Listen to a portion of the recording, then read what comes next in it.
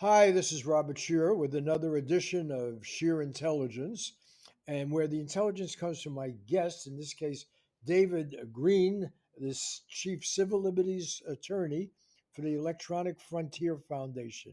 Is that the right title or That's close uh, enough. Civil liberties director, but I think it says the Director? same thing.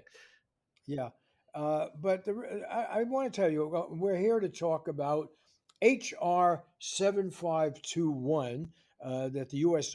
Congress overwhelmingly passed. I think there was like 350 to 50 or something, 59 votes, bipartisan support, and it's called Protecting Americans from Foreign Adversary Controlled Applications Act. And that's something you could have had in the old Soviet Union, protecting the Soviets from Foreign Adversary Controlled Applications Act. It's a mouthful. It's intimidating, and yet overwhelming support. Oddly enough, President Biden said he's going to sign it if it comes to his desk, if it gets through the Senate. And Donald Trump actually criticized it and said it gave unfair advantage to Facebook.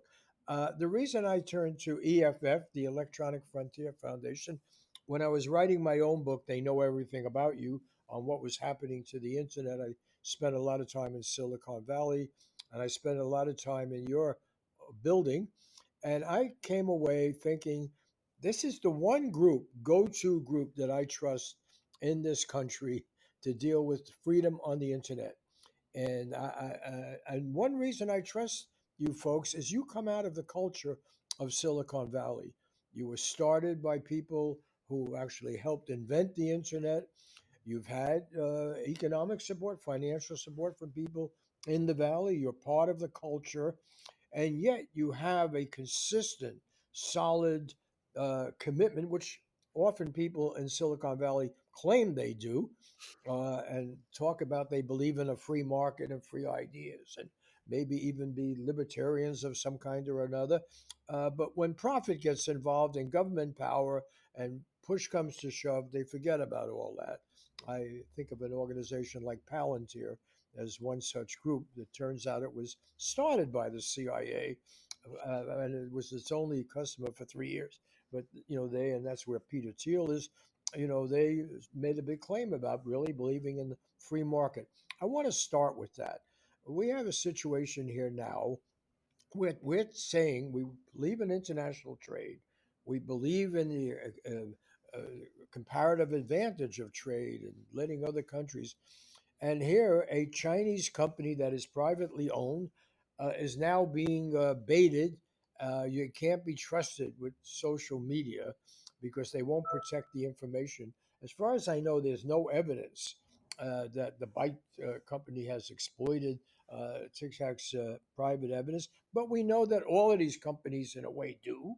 We know they're all there to mine data. They're all there to sell stuff. We had Edward Snowden showing how extensive all that data collection was with government observation and interference. And so I'm just wondering, how do they do this with a straight face, singling out one Chinese company rather than, okay, maybe all of these companies should be questioned and challenged. What are the protections? I mean, obviously that's a live issue, but I just think this is a going back to the philosophy of so many people I interviewed in Silicon Valley. This would seem to me a betrayal of the whole notion of free trade, market economy. That you have a company that is obviously successful, and a lot of the, I guess, 170 million people who use it successfully say, "Don't you touch this." They've made a consumer decision. They've made a buyer beware decision.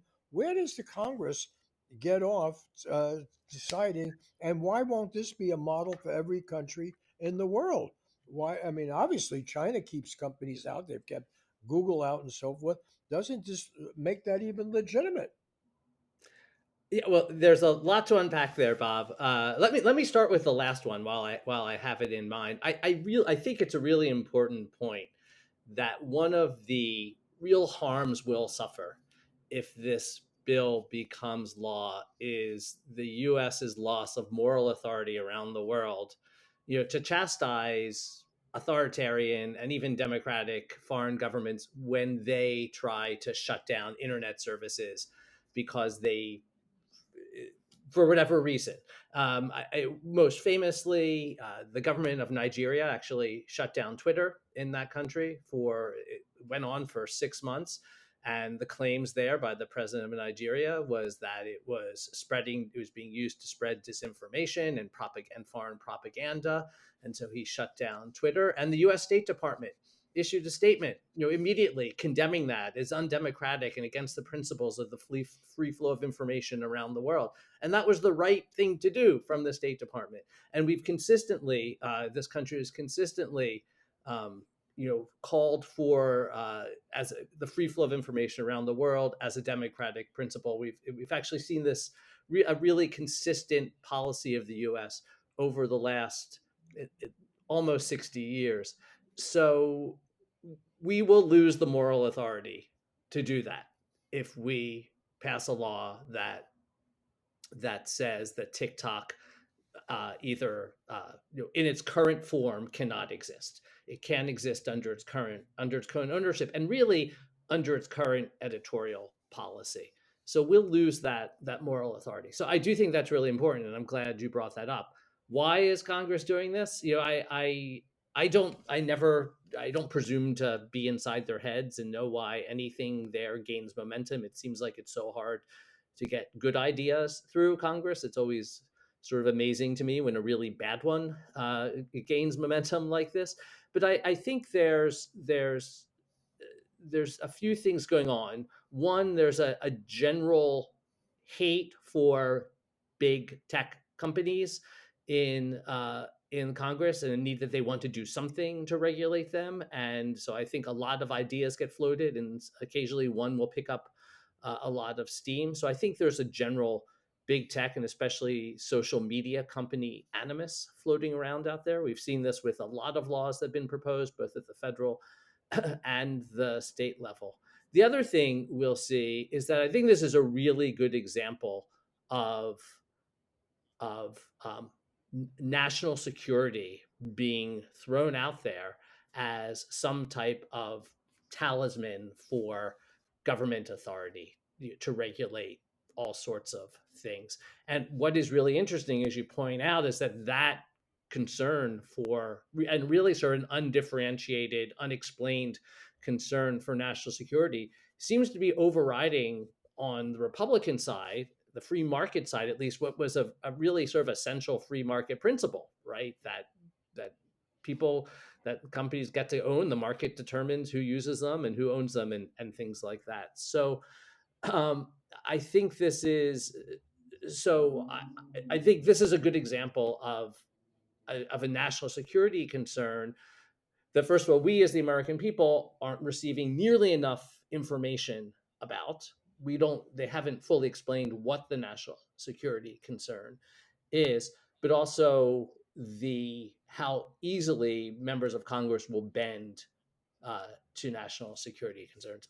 What I've heard, and again, I don't have inside information, but what I've read publicly is that this may have been pushed by the administration coming out of the Department of Justice because of a concern, because of national security concerns, and so maybe that explains why this effort seems to have caught fire and gathered a ton of support, whereas previous efforts did not.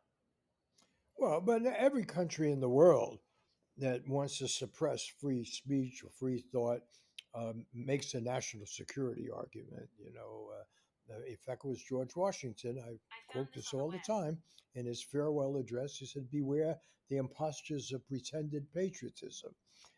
And the people who were against the American Revolution and still favored the crown claimed to be patriotic, but to another crown, to another authority. And the irony is, the great thing about the internet, and particularly in its Wild West days, is yes, you would have bad stuff and good stuff and stuff you didn't like and everything, but you had a lot of it out there, and you could correct it with other stuff. And increasingly, we have this demand to control it, including controlling American companies and banning people, from Twitter or something. I think it was Congressman Green who voted against it, Republican, because she was banned on Twitter. And and I think Trump is at one point, wasn't he banned on one of the? Yeah, he was kicked off of Twitter after Yeah. January 6th, So and kicked off of Facebook also. yeah, Yeah. but at least when a private company does it, you can say, well, they're making their own decision. They're a private company. That's why they have freedom and so forth. We can argue about that, but we always get our backup legitimately when there are state actors, because state actors can arrest you. They can, throw you in prison forever and so forth. And the message we've been preaching to the world ever since I've been alive, which is a long time, is that there is something inherent to a free market, even when it gets controlled by cartels, even when it gets big, still consumers have rights. And what you have right now is a situation where I gather these congressional offices are being flooded with messages from people who use TikTok who say, "Don't touch it. We know what we got here. This helps my small business. This is what I like." So we really have a clash here between government power and consumer choice, consumer freedom. And the whole justification of our system is leave it up to the individual, leave it to the consumer. So if the government knows something about what is going on that would cause this, they would have an obligation to reveal it. And as I understand it, there's no evidence that they've come up with, or anyone, that TikTok does anything with its data that is different than what other companies do with their data. And if TikTok were to be sold to an American company, which is the demand, they have a half a year to sell it, uh, that company would be able to do whatever they want with their data, with the data. And that company, if we take Snowden's revelations clearly, would if they didn't want to turn their data over to the U.S. government, the U.S. government would uh, chop into their fiber optic cables or come in the back of your iPhone and get the data anyway. And the irony is today, as we go to talk, there's a story in Reuters today, and seems to be well documented. Exclusive: Trump launched CIA covert influence operation against China. And and evidently it's a program that still is going on, in which this was a fake information program using Chinese social media to slam leaders of China, and then to say they've got foreign holdings and create a great deal of ferment. And in the story, they say, well, that's what we used to do all the time. The CIA has done it forever, and so forth. So we actually set the standard of observing people through technology, right? We We did, yeah, we certainly did. We're really good at it, and we do it a lot. Yeah, And one of the things the supporters of the bill keep on, and other efforts to ban or to ban TikTok or to force its sale, keep on saying is, well, China is different because there's this law in China that requires Chinese companies to turn over all this data that they collect from their users. And I say that's really not exceptional. I mean, the US has several laws that require that. We have the whole system of national security letters, which require much the same thing. We have, surveillance under Executive Order 12333, where the government doesn't even need permission, may not even, tell companies that they're getting their data. We've had surveillance programs under Section 215 when they existed, and under Section 702. And 702 is actually up for renewal now, and there's a great, and very few people are saying we shouldn't do it again, right? And so the U.S. does this. Other nations do this. Really, the only exception might be Europe, because, or members of the EU at least, because there's much greater data protection laws there. But even those countries, even countries there will have programs where the government can get information. And it's true. I mean, Facebook and many other online services were sued in European courts because they did not adequately protect Europe, because those companies, because they operate in the US and held European user data in the US, were not doing enough to protect European users' data. because of the U.S. national security surveillance programs. And so there was at least two big cases about that in European courts where that complaint was upheld. And so yes, this is not the idea that China is the only country in the world that does this, is just not true. That doesn't mean that China, because they're a formidable adversary right now, and they probably do create really legitimate national security interests in many ways. It doesn't mean we shouldn't be concerned the government's powerless to do anything about China. But I do think we have to start looking really closely at their justifications for a law like this. No, but what we're talking about is whether you're really serious about protecting people's freedom. Yeah, And yeah, no, if I you, agree, and I think if they were serious about protecting privacy as a freedom, they'd pass a data privacy law. But this is not that. tell us about that. Well, I mean, there's ways to protect privacy, right? You pass a law that regulates or limits the ability of companies, just take social media companies for example, to collect data from their users, to retain that data, and then to share it with others. Um, there's that type of regulatory scheme does exist in other places in the world, particularly in Europe. And but we have nothing like that on the federal level. There's a few states that have some type of data privacy regulation. We don't have that in the US. If TikTok or Facebook or Instagram or YouTube or whatever social media, Pinterest, whatever one you want to name, if they were limited in their ability to collect user data in the first place and then retain it and then share it, if they were limited to do that, we wouldn't be concerned about TikTok, what we've been told, having an obligation to then provide that information to the Chinese government. If they don't have the information in the first place, then there's no threat of them giving it to China. And There's so if we're really concerned about that, then we should do privacy regulation, but not this. yeah, and instead we made a decision very early on that these huge companies, first of all, we didn't have to worry about monopoly or really a free market because there was an efficiency and they're getting very large and gobbling up all their competition. And we also assumed that they would be neutral, like utilities carrying water, but none of that's true.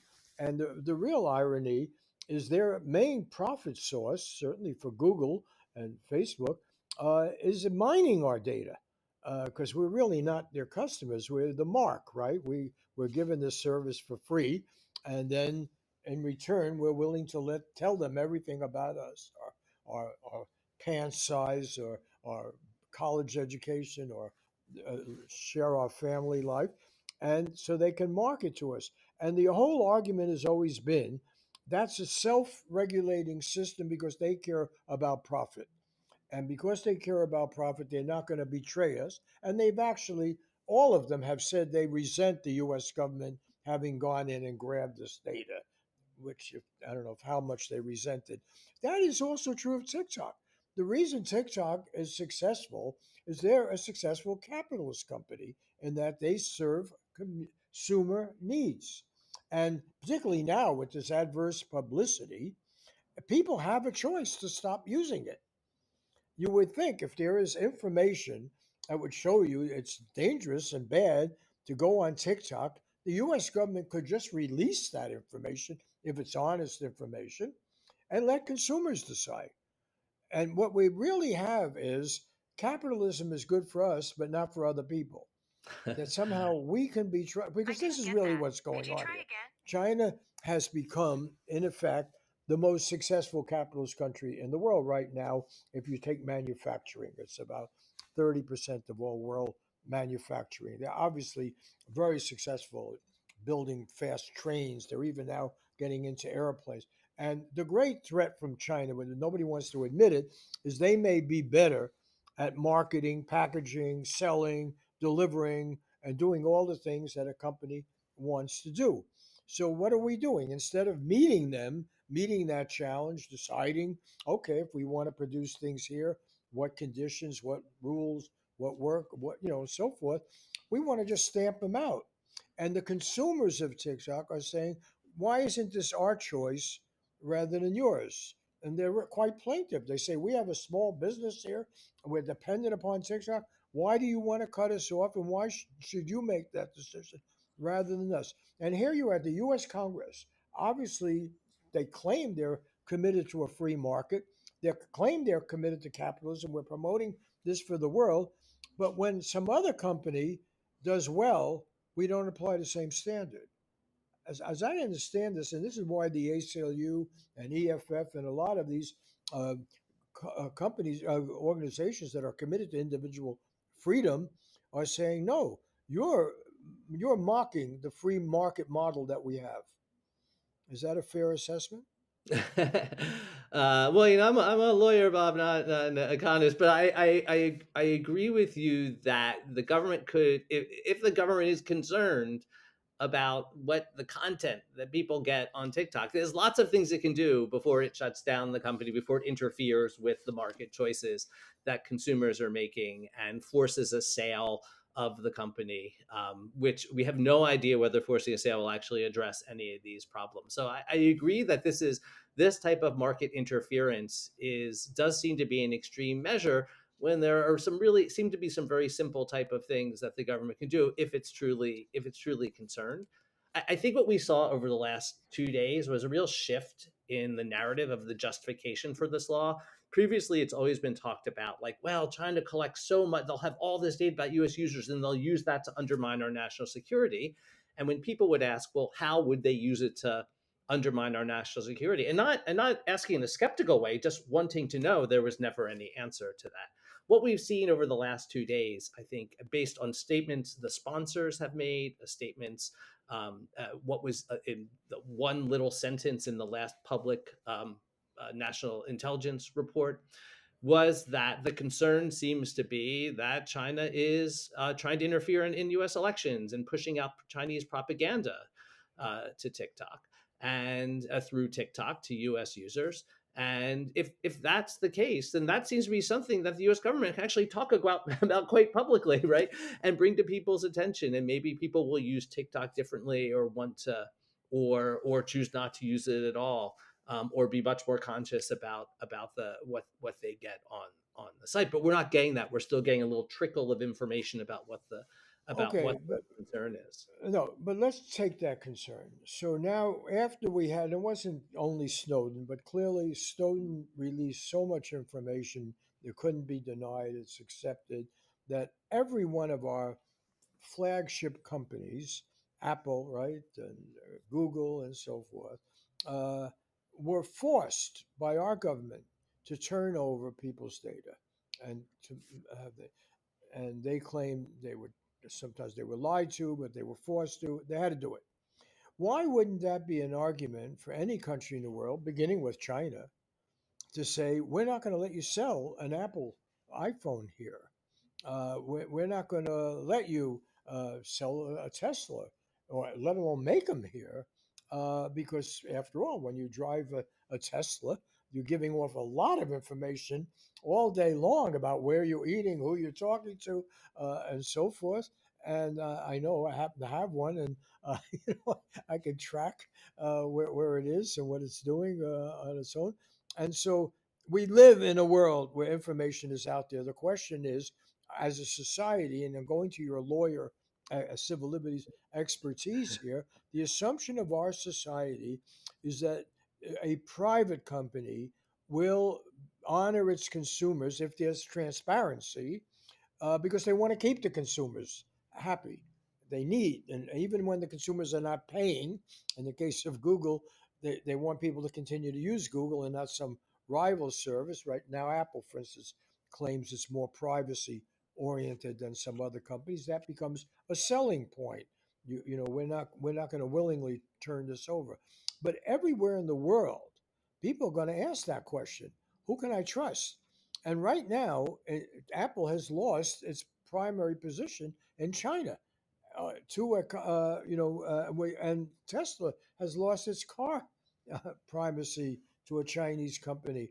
So one of the problems about this kind of random attack on any other country that's successful, is you justify their forget about locking us out of their market. You justify people there thinking, well, better the devil I know, At least I'll stick with China. And the fact is, in the Chinese market now, there is that preference, and there is also their own nationalist, patriotic feeling, or whatever it is. So it seems to me, uh, and speaking to someone who functions in Silicon Valley and so forth, this is a rather fundamental attack on the appeal of a democratic capitalism. Let me link those two words together. The idea of capitalism enhancing the human experience in a way of making people freer. That, after all, is the claim.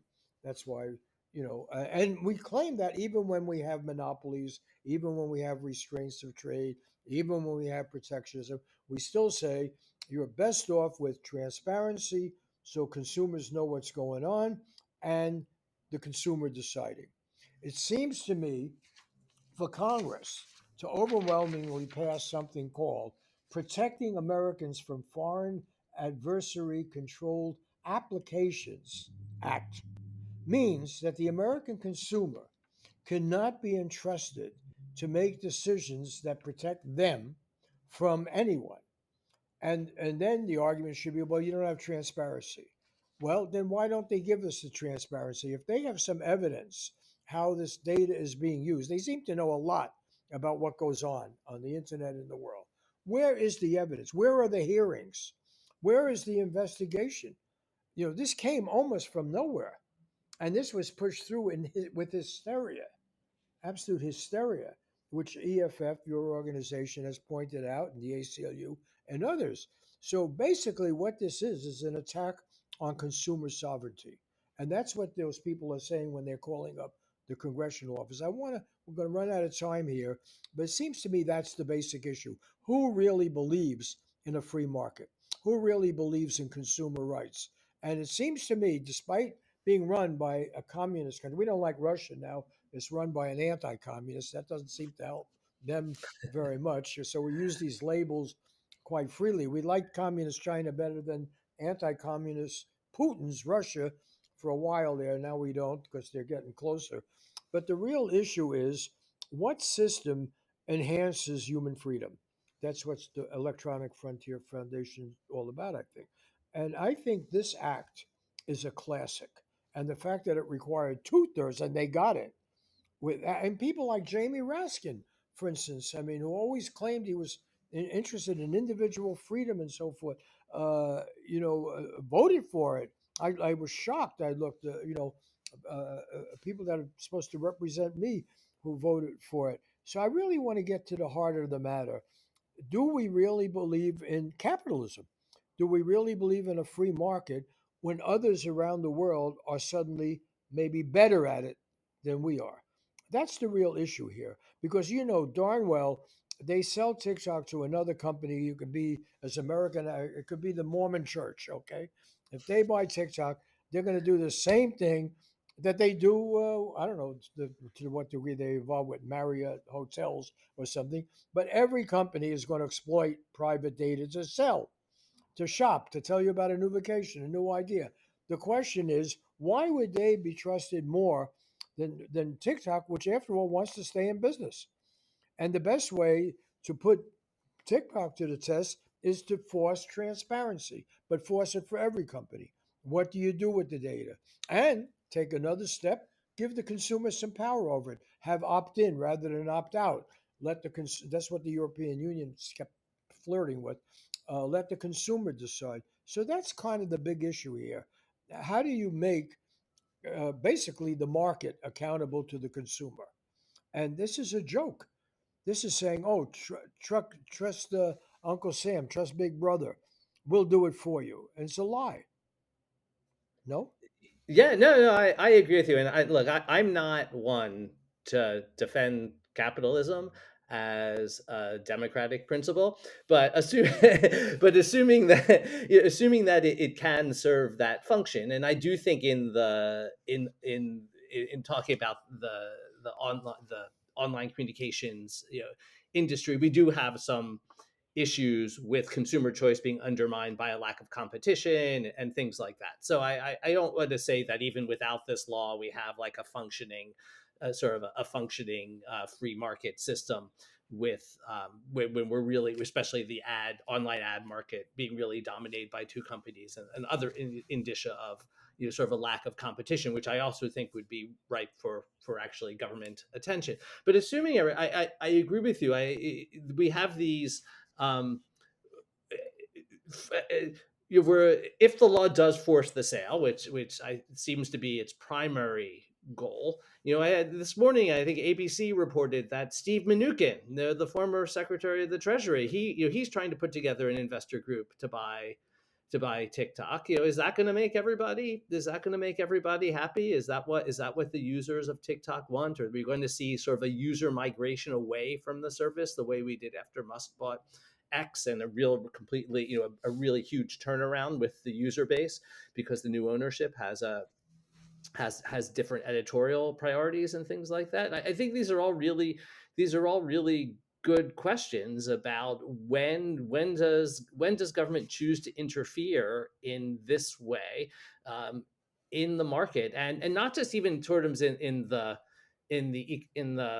market, in the economy market, but also in the ideas market. Where do people choose to communicate with each other? Where do people choose to get their ideas and their information? And what the US government seems to be really threatened by here, I mean, the national security concern, I think we've learned over the last few days, is that they don't like the information people are getting from TikTok. Yesterday, Representative Krishnamurthy, a Democrat from Illinois, who's one of the sponsors of this bill, told PBS that, or maybe it was the day before, whatever. I mean, he told PBS that he's concerned that in China, kids get served on TikTok STEM education and health information, and in the U.S. the Chinese government serves kids material that's really harmful to them. And so we're not only interfering with the market of consumer choice, we're also interfering with the market, the marketplace of ideas, if you will. And that's really something that's really fundamentally, anathema to our democratic system. The government trying to say, we don't like the information you're getting. Back in 1965, the U.S. Supreme Court rejected an effort by the Postal Service to deny delivering the mail to people who it thought was getting foreign propaganda in the mail, communist propaganda in the mail. And the U.S. Supreme Court said, no, you can't do that. U.S. people have a right to receive foreign propaganda if they want it. And so, yes, I agree with you. This is all about undermining consumer choice, both in the marketplace, in the economic marketplace, as well as in the intellectual marketplace. Well, let me defend capitalism more seriously than you do, because there is an argument. Look, come on. I tried shopping in the old Soviet Union. I tried having some freedom in the old Soviet Union. It was extremely difficult and sometimes impossible. I'm not. I was in China at the end of the Cultural Revolution. I've been in different countries, and even though I'm more for government than, say, a lot of libertarian people in Silicon Valley are. I think we need regulation and so forth, but we don't get it. We don't get really serious regulation of banks or the military industrial complex. We don't get transparency. But nonetheless, as imperfect as it is, a market economy, and that's what the internet is basically about, even though you have big companies, has involved an explosion. It's the best and worst of all worlds. Let me put it that way. And taking, yes, the worst, we can get distracted, amused to death, and everything. The best of it is it's still relatively free space, and people can come in with limited capital and that be influencers, present their thing, design it, and so forth. The appeal of TikTok seems to be it advances that idea of individual creativity, uh, capitalism, selling things, presenting yourself, finding an audience, and so forth, which was the original claim of Facebook and others. And that way, there is, as long as government, this is the genius, you're a lawyer, of the American Constitution, was it did not ban private enterprise from doing things, it banned government from doing things. It was Congress should make no law. And what you have here, and what Snowden, I keep bringing Snowden up, but he's, the guy who revealed this, which is, as long as it stayed in the private sector, this mining data and sell, it's okay. You could say you're doing it for the convenience of your customer. Oh, now that I know you're an old man and a bit overweight, I'll sell you this medicine or this clothing, and fine, then I don't mind you're having my information, or you know, right? But when government gets involved, that is the key idea that everybody seems to have lost here. The key idea of the American experiment is if it takes place in the private sector, that's up to you to decide where you want to shop. And that company, Google or Facebook, can't come with guns to your door and make you use their product. Government can. Government can. And that's what government is doing here now. Government is saying and doing it more effectively than you could get away with it maybe in some other countries, because they would say, oh, well, here's our totalitarian government once again telling me what I can't do. Well, I'll try to do a workaround. I'll try to get that information. That's what seems to happen is the norm in authoritarian or totalitarian countries. People still want to get that information. But we have this experiment that we are mocking with something. It's just almost like Saturday Night Live, protecting Americans from foreign adversary controlled. My type came in vague. Protecting Americans. I do have it right. Protecting Americans from foreign adversary controlled applications act. It's a mouthful. HR 7521. Well, first of all, we do a lot of business with foreign adversaries, right? We have peace agreements, we have trade agreements. No, no, it's now suddenly China, and it's interesting. How did China suddenly get to be such an adversary? They're doing business all over the world. We don't like their trade deals. We don't like their investments. Uh, One could actually say maybe it's a bit cynical that why aren't you competing with them to get that business rather than smearing them? That seems to be the real issue here. But the fact of the matter is, this statement, it's like the Patriot working. It's inherently violates the whole spirit of the American Constitution. You know, and you do this, why can't they then do it to other companies? Why can't they do it to any company that some lobbyist convinces some congressional people is a threat to their business, but they won't put it that way. They'll say, "Oh Yeah, no, and yeah, the law actually creates so the law says, specifically calls out TikTok and ByteDance as ones that are presently not able to have ownership of the app of an app that's offered in U.S. app stores. But the law actually creates a process that allows the president to identify other applications that pose a similar threat because of their ownership interest by foreign adversaries. And so, it does create this process for this to be applied to other companies. And you can imagine, Telegram, WeChat. I mean, there are other services that people use. A lot of the shopping services that come out of China, such as Shine, or anything of the Alibaba things. I mean, there's a ton of services that people use that are based in countries that are probably considered our foreign adversaries. So. but think about what this does to the world economy. I mean, look, what are we've already done this now with we can't sell your chips and you can't do this. So what is China doing? They're building advanced chips. They're building airplanes now. China never was in commercial airplanes before. They've now got airplanes that they are marketing in response to these kind of barriers.